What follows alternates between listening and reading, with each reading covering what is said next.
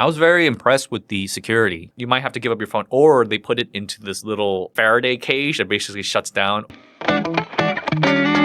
What's inside the data center? Are they running NVIDIA servers, or are they running Inspur servers from China? How do we know what's inside? Could be anything. Could be a zoo of kangaroos in there.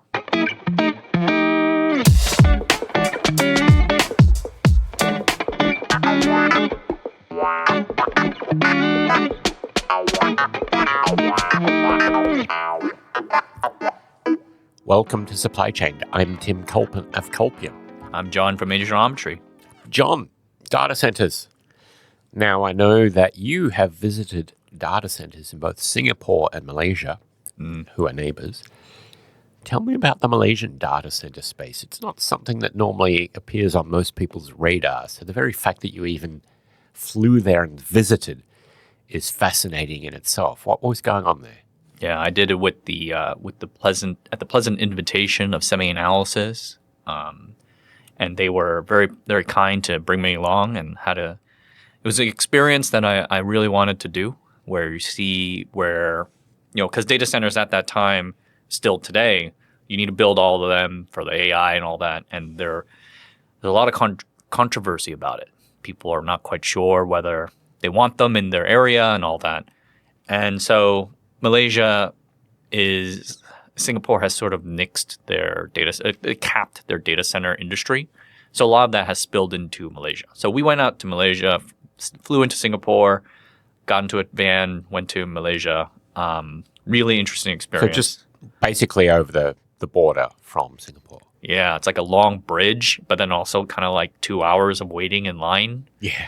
To go Traffic through. into Malaysia is terrible. It's absolutely terrible. And you get into you get out of the van, walk through the immigration, and then walk into the van because the van has started on the other side.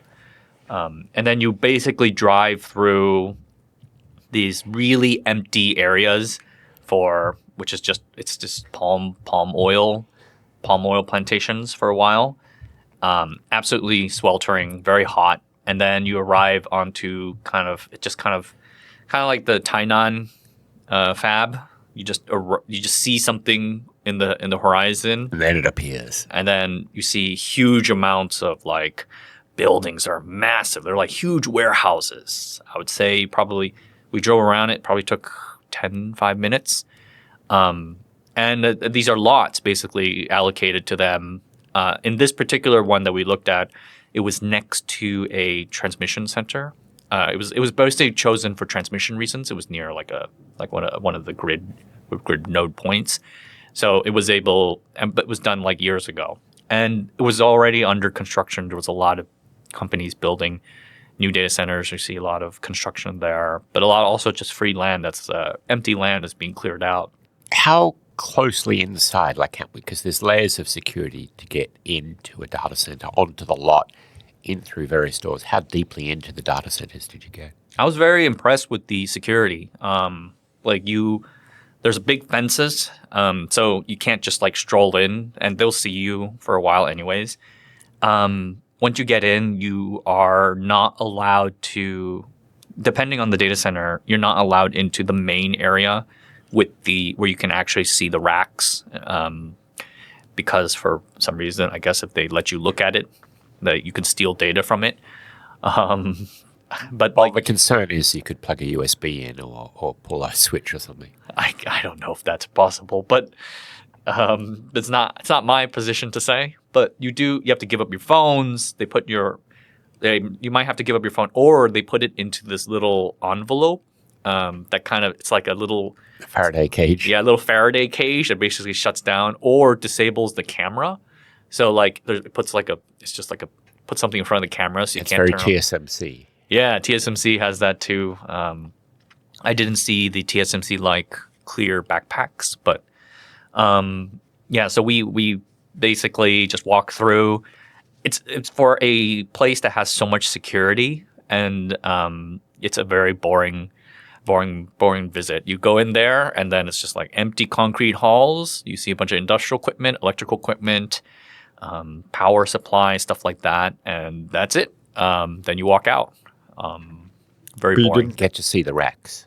No, not the Malaysia ones. We didn't get to see the racks. They'll point to a door and say, "This is where the racks are," and I think they'll show you kind of a picture, but that's about it. Yeah, very So you just have to take it on faith that they're actually inside. Yeah. They could be anything. Could be a zoo of kangaroos in there. Oh, that would be fun. Now, electricity is a big part of the place that you set up a data center and running a data center. What's the deal with Malaysia's electricity supply and generation, and how does that play into the data center business there? I visited in mid-May, so by then they were already having severe issues with getting power connections. I think we've gotten presentations where they're basically saying the timeline where they got the water was actually fairly quickly to get for them, but the electricity took good. You could wait years before you get the access to the electricity, especially connection to the grid, and it probably is getting worse too. So I really, it does look like the electricity is the main constraint for these particular Malaysian data centers. They can definitely get these up really fast. So I reckon that's the main power connection is the bottleneck. Correct. How about the data connection? Like, do they give you any idea of where the data is connecting to? Is it, you would assume, over the border to Singapore, but is it then going off through Southeast Asia or up to China or up through, say, Thailand into Vietnam? Where are the data centers connecting to? At the time, I think they don't tell you exactly where the data is coming from, but they will tell you to some. I mean, you can guess to some extent who are the vendors. I mean, one of the big ones, or like who's the the provider of the data center or the data, who's using it. It's generally ByteDance. There's some Microsoft as well, but like it's generally ByteDance. Right. So China's ByteDance. And was it possible to get any idea of what's inside the data center? Are they running NVIDIA servers, or are they running Inspur servers from China? How do we know what's inside? I mean, that is something I would say the semi-analysis people would definitely know. I mean, I bet they're like taking photos or something. But like, I think you get a sense of what is inside of it by looking how much power it uses. The GPU ones uses a lot more power. I was surprised because most of the ones that we visited in Malaysia were CPU data centers.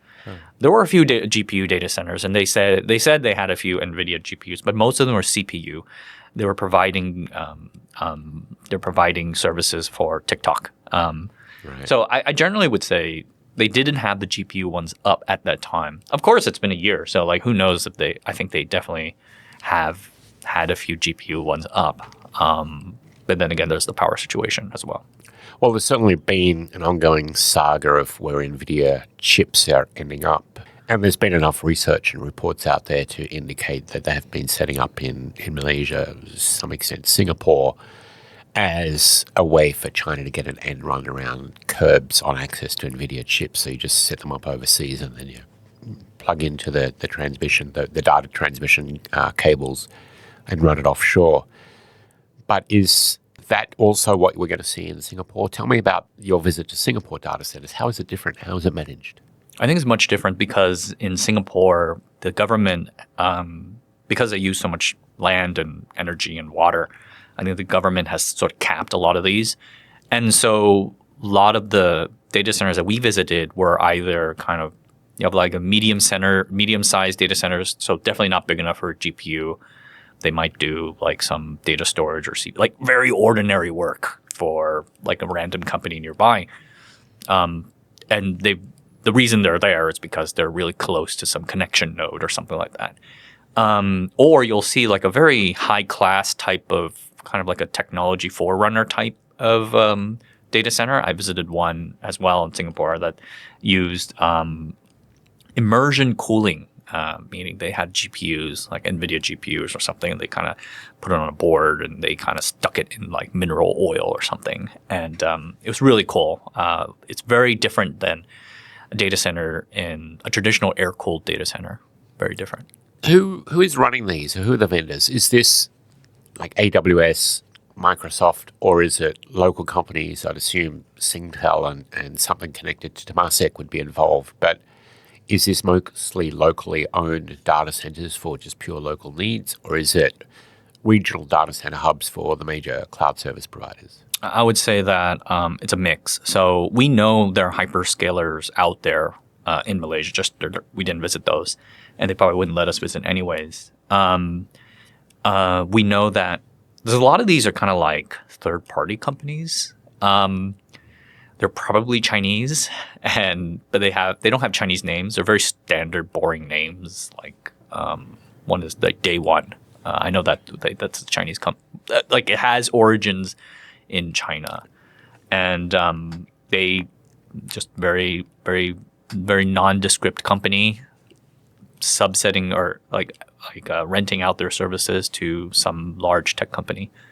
The Singapore ones, it's a mix. So you might have, you'll see the telecom companies there, like Singtel. China Mobile has a small data center. I don't know what they're doing with it. Like it's there. They're all clustered in this kind of area of Singapore called Data Center Alley. It's pretty funny. It seems like the data center business, or certainly the footprint in Singapore, is capped, whereas power notwithstanding, Malaysia has a lot of room for growth. Is that how you would view it, given the geographies and the economics of both of those two countries? Looking back, even at that time, they were saying that it's not enough. They weren't having enough power. The power capacity was already tapped. So the companies were actually rotating to other countries within Southeast Asia. I think there was a lot of talk about Thailand. There was some talk about Vietnam a little bit, though I think we know Vietnam has their own troubles as well. Yeah. So it's kind of an interesting situation where it does feel like there's not whatever is be done from Malaysia has they hit their peak for now. They're just it'll take some time.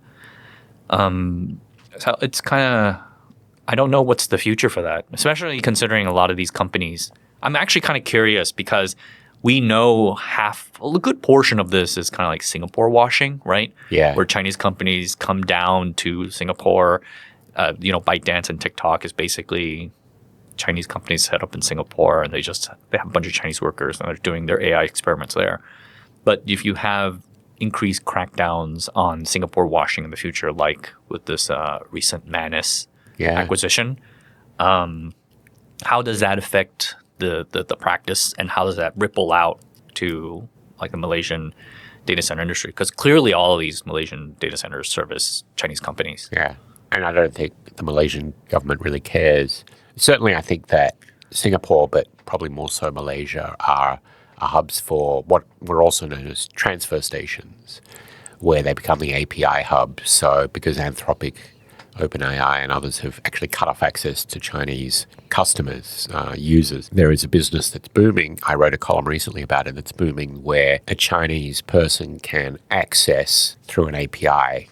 And so you access this third-party API, and that API just passes on the query to Anthropic or OpenAI. OpenAI, Anthropic then send it back to this transfer station, which then on passes back to the Chinese. And you can have that offshore. You can have it in Singapore or Malaysia.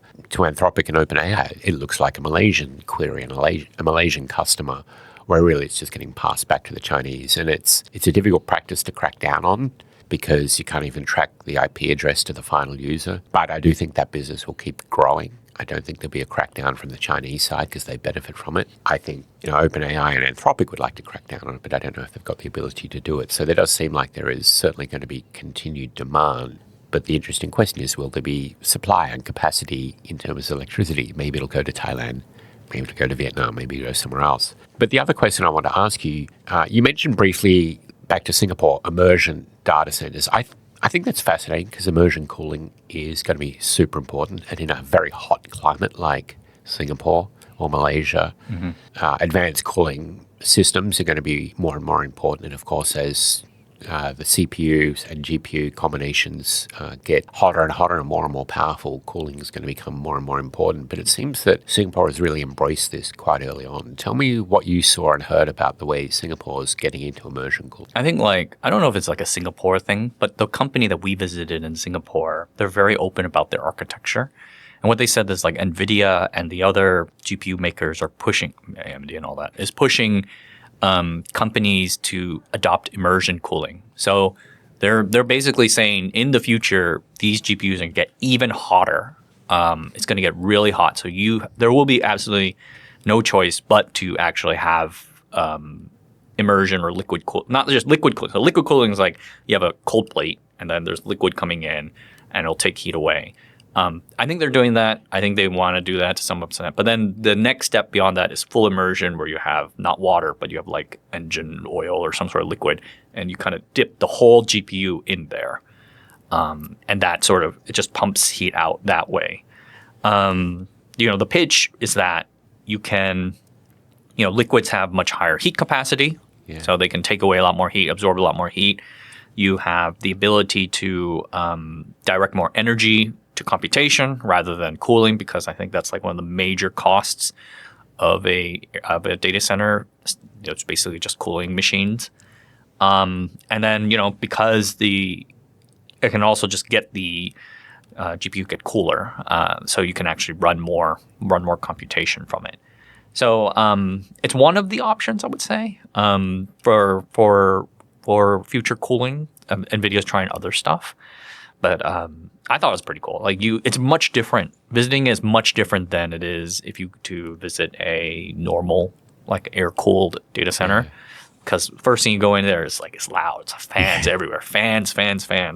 You can hear it from all over, and it's very, very upsetting. And but in these cases, when you go into these when I visited this immersion cooling thing, it was very quiet. Eerily quiet. Very quiet. For a data center. Yeah. And then you look inside and you can see, it felt almost like Star Wars-y. Yeah. They had this nice aesthetic where everything was like white plastic and green lights flashing.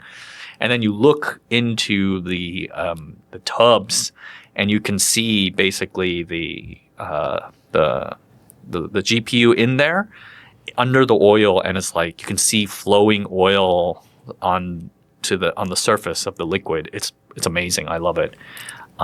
Very quiet. It's definitely the future. This immersion is definitely the future, and there's so many different ways to look at how to do immersion. Of course, one of the important things is the liquid has to be non-conductive. It can't conduct electricity, so you have to choose a liquid that will not fry high heat capacity. Yep. And like a particularly high flash temperature, so you don't. And then there's also like PFAS stuff you have to worry about. You have to make sure the oil doesn't like turn into some weird forever chemical that poison you. Yeah, good point. But generally, I would say it's pretty. It's the liquid they use is kind of like the ordinary engine oil, but I think it's pretty funny. Overall, now Southeast Asia is still booming, and it's a large part of the global population is in Southeast Asia as well as data consumption. Is the data center boom sustainable though? Just because there's a lot of people and more data being consumed doesn't mean it's necessarily sustainable. What were you getting from your picture? I'd assume the people you meet with think, well, yeah, because they're going to be bullish. They're investing in it. What do you think reality is? You get the sense that there's some extent, like you say, TikTok is quite popular. ByteDance is big in Southeast Asia. They've kind of made it their core. But I'm always curious about like how much of this exists because of like it just can't be in China. Right. And if we were to, I'm sure there's reasons, but like I'm very curious how long that stays the case. Yeah. Especially now as China's like native AI industry is kind of taking off in the extent you saw in the information. Like you're now seeing AI neo labs raising billions of dollars in China from Chinese venture capital funds. How does that affect the Southeast Asian companies there who are generally suffer? They don't have the power prices that you have available in China. Talent is probably cost more. There's probably more construction issues as well, and you're not getting. And if NVIDIA if they ever crack down on NVIDIA shipping GPUs there, then what else do you have that you can't get at home? So I'm very curious to see how that happens. It does seem that the Chinese government is trying to like bring that Chinese industry back in, bring it back on shore. Yeah. But that's probably good for the data center customers, not necessarily data center providers, because if the Chinese start leaving, then there's going to be capacity left over for others to use and possibly room to bargain on price. Right. Could be. And who knows? Maybe you'll see Southeast Asian tech companies moving in, and maybe that'll be a good benefit, like for them, because they can start. They can just take over. Right. Chinese paid for the build out, but Southeast Asian companies can benefit. Great for C Limited and whatever other companies are out there. Yeah. Shopee, or Shopee C is the thing, right? But yeah. Fascinating. I hope to visit one of those data centers myself one day, or actually one in the US. I'd love to go and visit a US data center if anyone wants to invite me. You've been listening to Supply Chain. I'm Tim Coltman of Colpium. And I'm John from Asianometry. Have a good one.